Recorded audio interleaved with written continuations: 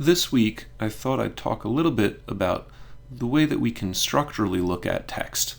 And we'll be doing more of this throughout the weeks. Yitro is the story of Moshe's father-in-law coming to visit Moshe and the children of Israel and leaving them with a legal system. The entire story of Yitro coming to visit Bnei Israel is about 27 verses, and I've reproduced all of them in front of us here. Now, one of the things that we look for when we try and evaluate the structure of a text is we look for key words, repeated words, and these words are often repeated in series of 7. Now, in our text, we will find that the words Yitro, Chotein Moshe, Yitro, Moshe's father-in-law, exhibit such a structure. So we can see them right up front, Vayishma Yitro, Kohen Midyan, Choten Moshe, so here he's identified also as the priest of Midyan. And you'll find that this phrase repeats over and over and over again. Yitro is no longer referred to only by his name, but constantly as Vayikach Yitro Chotein Moshe. Then again, not too far along later, Vayavo Yitro Chotein Moshe. And then a fourth time, Vayomer el Moshe Ani Chotencha Yitro. So we have this constant repetition that Yitro is Chotein Moshe, that he's Moshe's father-in-law, over and over and over again. And in fact, at a certain point, we even lose that his name is Yitro. So you'll notice that we used 3 lines to show whenever the text says Yitro Chotein Moshe, Yitro, and that he was the father-in-law and of Moshe.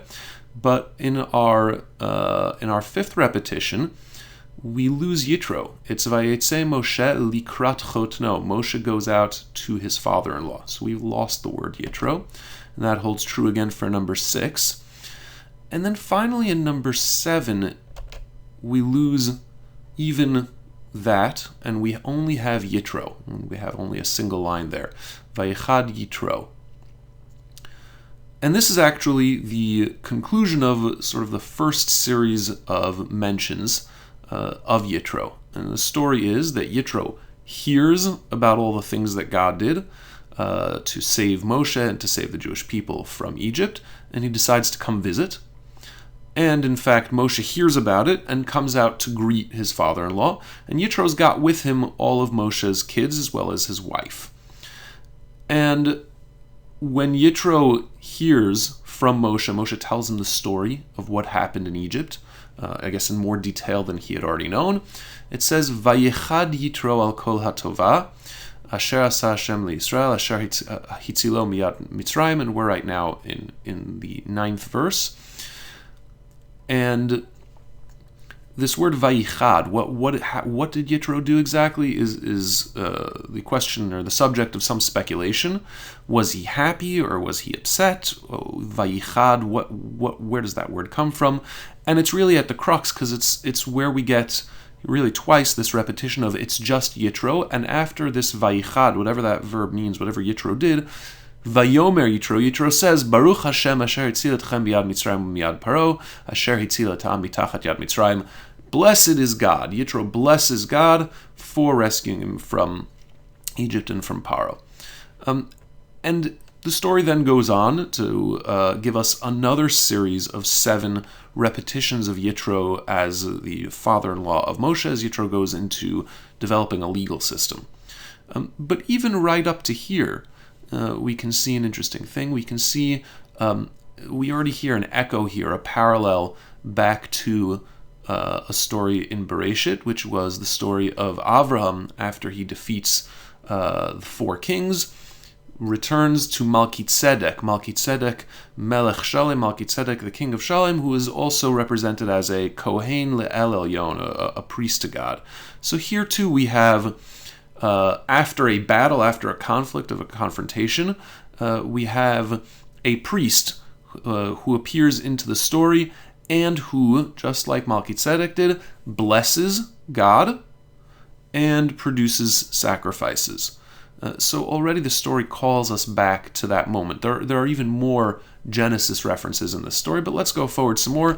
Let's just take a quick look. We see after After the text has shrunk Yitro down to only his name, it now expands out again, Yitro Chotein Moshe, and then it proceeds to call him Chotein Moshe a number of other times, and finally, we see that we have 14 total references, and I'm grouping the 2 mentions of Yitro into one here, and the crux, the center of these 14 are references 7 and 8, the Yitro doing this Vayichad, which we didn't decide what it was yet, and Vayomer Yitro, Baruch Hashem, Yitro blessing God, and then the 8th is Vayikach Yitro Chotein Moshe Ulauz Vachim Le'Elohim. Right, that the next part of it is he brings sacrifices. So the crux of the meeting with Yitro is Yitro doing this vayichad and then blessing, and then bringing sacrifices.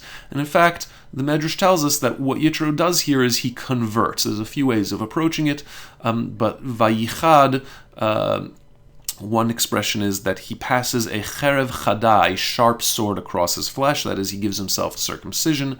Another Medrash says, don't read vayichad, but vayihad. Don't read it as vayihad, he became Yehudi, he became Jewish, which is naturally anachronistic. The Jews were not referred to as Yehudim until much, much, much, much later. But Kabbalistically, there are sources that say Vayichad was that he was meyached, he united his name with God's. In other words, he became part of the Jewish people, he attached himself to this nation, and a number of other similar approaches that what Yitro does is he binds himself to the Jewish people, and that seems pretty natural, right? He seems so pleased, he blesses God, and he brings sacrifices to God. Okay, so in a sense, the text is telling us that Yitro, like Melchizedek in many ways, is now, even though he's related here as Kohen Midyan, has evolved. He is now some kind of Kohen to God. He brings sacrifices to God. And then he proceeds to also become a lawgiver of sorts, right? Because what he does is he observes Moshe as a judge, and he tells Moshe that this is not a good idea, that he can't judge the people, he's not going to last if he tries to take on this heavy burden on his own, and that he really needs to get help, that he really needs other people to help him. And here's where we have another interesting parallel back to Bereshit.